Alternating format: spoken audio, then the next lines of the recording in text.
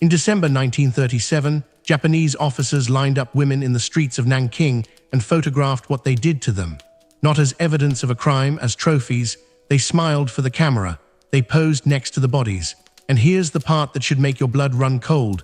This wasn't soldiers losing control in the chaos of war.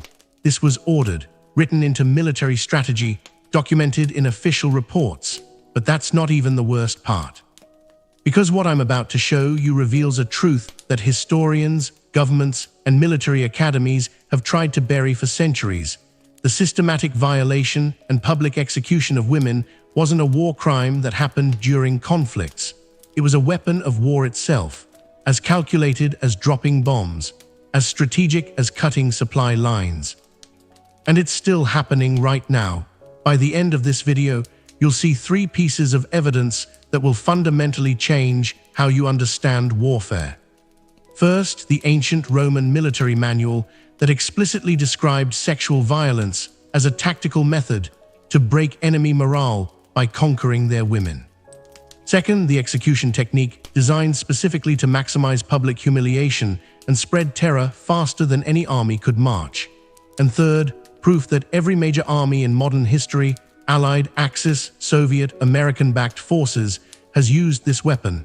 No exceptions. If you're watching this, you're about to learn something they don't teach in any history class. Hit subscribe right now, because this gets darker, and next week I'm revealing how modern militaries still train for this under different names. Don't click away yet. In exactly 5 minutes, I'll show you the document that proves this wasn't soldiers losing control. It was planned, approved, and repeated across 2,000 years of human warfare. Let me show you the weapon hidden in plain sight. Picture a map of human civilization. Now watch as I light up every conflict where systematic sexual violence was documented as military strategy. Ancient Rome, medieval Europe, colonial Americas, World War II, both theaters, Korea, Vietnam, Bangladesh, Bosnia, Rwanda, Congo, Darfur, Syria, Ukraine. It's not a map anymore, it's a constellation. Here's what they don't tell you in history class. Wartime sexual violence isn't collateral damage. It's not drunken soldiers. It's not the fog of war. Military theorists across centuries have written about it as a tactical advantage. Sun Tzu didn't include it in The Art of War, but Roman generals discussed it openly. Ottoman strategists documented it. Japanese officers photographed it. And here's why this matters right now, in 2024. United Nations currently monitors more than 20 active conflicts where systematic sexual violence is being deployed as a weapon. Not 20 isolated incidents, 20 entire conflict zones. The weapon I'm describing isn't ancient history gathering dust in museums. You're watching it unfold on the news. You just didn't know what you were seeing. But here's what nobody tells you. To understand why this weapon works, you need to understand the twisted military logic behind it. And that logic was perfected 2,000 years ago by the most efficient war machine in human history. The Roman Empire didn't just conquer territory. They erased civilizations, and they wrote down exactly how they did it. The psychology of conquest, breaking the enemy without firing a shot. Open any translation of Livy's History of Rome. You can buy it on Amazon right now and turn to the founding myths. You'll find something that should make you deeply uncomfortable. The Romans told the story of the rape of the Sabine women not as a tragedy, but as strategy. Let me read you the actual quote. The young Romans, at a given signal, rushed to seize the daughters of their neighbors.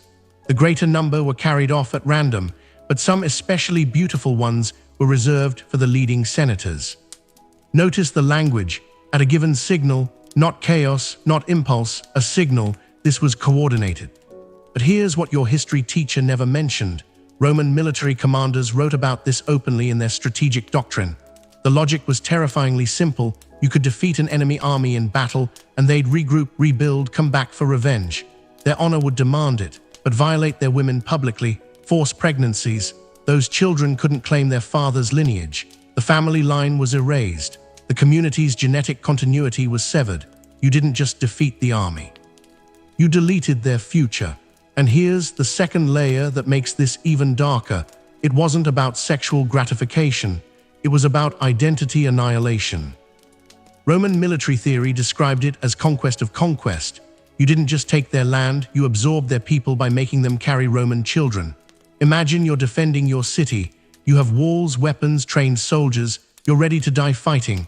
But then the enemy doesn't attack your walls. They attack something you can't defend with swords. Your culture, your bloodline, your future itself. That's not warfare. That's psychological annihilation. And it worked. The Roman Empire conquered 3 continents and lasted 1,000 years. Other military powers watched. They learned. They copied. Remember this pattern: violation plus forced pregnancy plus public display. I'm going to show you this exact formula repeated across history. The tactics got more brutal. The documentation got clearer, but the strategy, identical. Rome fell in 476 AD, but their playbook didn't. 1461 years later, in 1937, one army would take this strategy and industrialize it. What they did in Nanking over 6 weeks still ranks as one of the worst atrocities in human history, and they documented everything.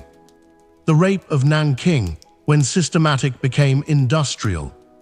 Warning, what I'm about to describe is documented with photographic evidence that still exists in military tribunal archives. When Japanese forces captured Nanking in December 1937, officers didn't just allow atrocities, they organized them.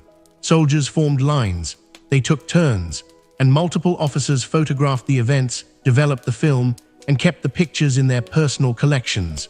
We know this because Allied forces found the photographs after Japan's surrender. Those images were presented as evidence at the International Military Tribunal for the Far East. The numbers are staggering: between 20,000 and 80,000 women violated, ages 6 to 80. And here's the detail that reveals this was strategy, not chaos. After the violations, soldiers would bayonet the victims in public streets and leave the bodies on display, not in alleys, not hidden, in major thoroughfares where crowds would be forced to see them. German businessman John Rabe lived in Nanking during the occupation. He kept a diary, you can read it. It's been published. December 17, 1937. The horror in the city is indescribable.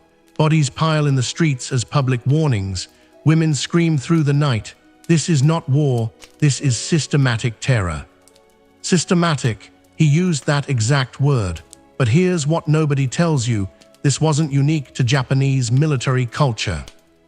I know what you're thinking. This was the brutal Japanese army. This was cultural. This was specific to that conflict. Stop, don't click away yet, because what I'm about to reveal in the next section will shatter that comfortable illusion completely. The Allied powers put Japanese officers on trial for these crimes. American prosecutors called them inhumane and barbaric. President Truman himself condemned the atrocities. The Nuremberg principles were established partially in response to Nanking. And then in 1945, as Allied forces liberated Europe, they did the exact same thing. We have the hospital records, we have the military reports, and most damning of all, we have proof that Allied command knew it was happening and did nothing. The liberation of Berlin should have been a moment of justice. Instead, it became one of the largest mass atrocities in modern warfare, and your history textbook probably never mentioned it. I know this is getting incredibly dark. If you're still watching, you're clearly someone who wants to understand the brutal truths that official histories try to bury. Real history isn't clean. It's not simple good guys versus bad guys. Make sure you're subscribed, because next week I'm revealing how modern military strategists still discuss these tactics in classified doctrine, just using different terminology. They call it psychological operations and morale degradation. But the methods, you'll recognize them. Now let me show you the atrocity that historians still can't fully acknowledge. The liberation that wasn't, when heroes became perpetrators. British historian Anthony Beevor spent years researching Soviet military archives that opened after the Cold War. What he found, documented in his book The Fall of Berlin, 1945, should fundamentally change how we understand World War II. Soviet forces assaulted an estimated 2 million German women during the occupation of Berlin and Eastern Germany. 2 million women. We know the numbers because Soviet military hospitals documented them. Berlin hospital records from 1945 to 1946 show over 100,000 abortion procedures performed. 100,000 in a single city, in 12 months. But here's the part that makes this a war crime at the command level, not just individual soldiers. Allied Supreme Command knew.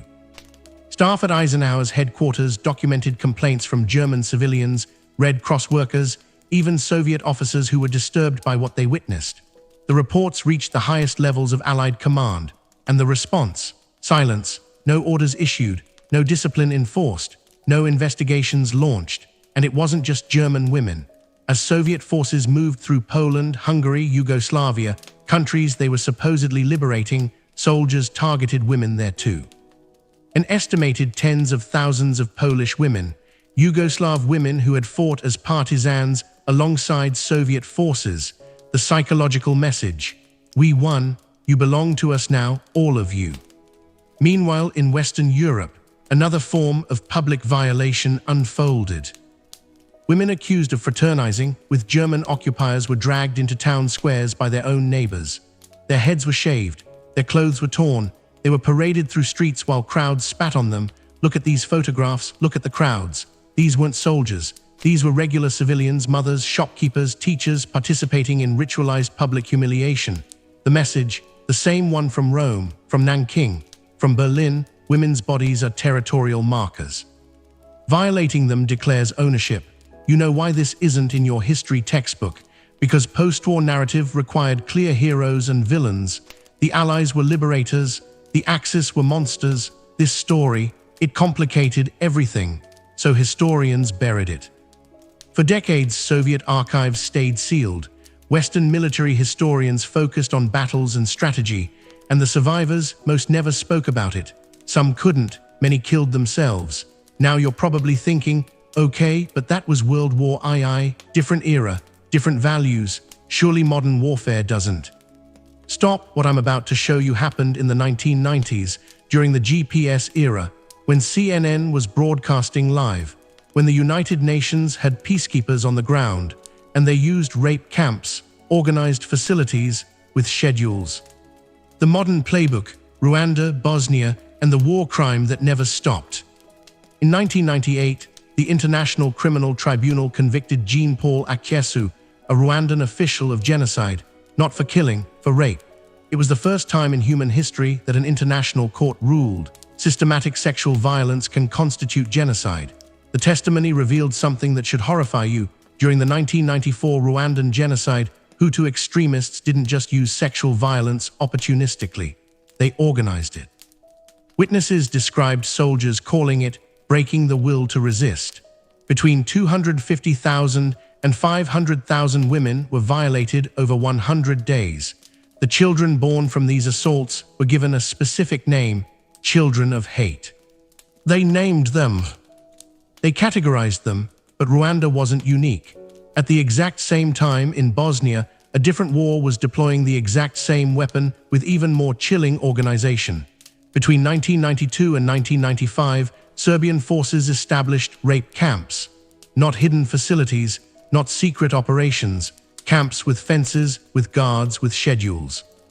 Testimony from survivors and tribunal convictions confirmed these camps had one explicit purpose: systematic impregnation of Muslim women. The military logic: force pregnancy, make it biologically impossible to hide what happened, and make the children living reminders that would destroy Muslim family structures. Rome's playbook. 2,000 years later, GPS coordinates and all, and the executions, those were broadcast on local radio. Commanders would describe in explicit detail what they'd done to specific women, then execute them publicly. The bodies became billboards. The radio ensured everyone heard about it. Do you see the pattern now? Rome, public violation and forced pregnancy to erase enemy lineage. Nanking, public violation and execution to terrorize resistance.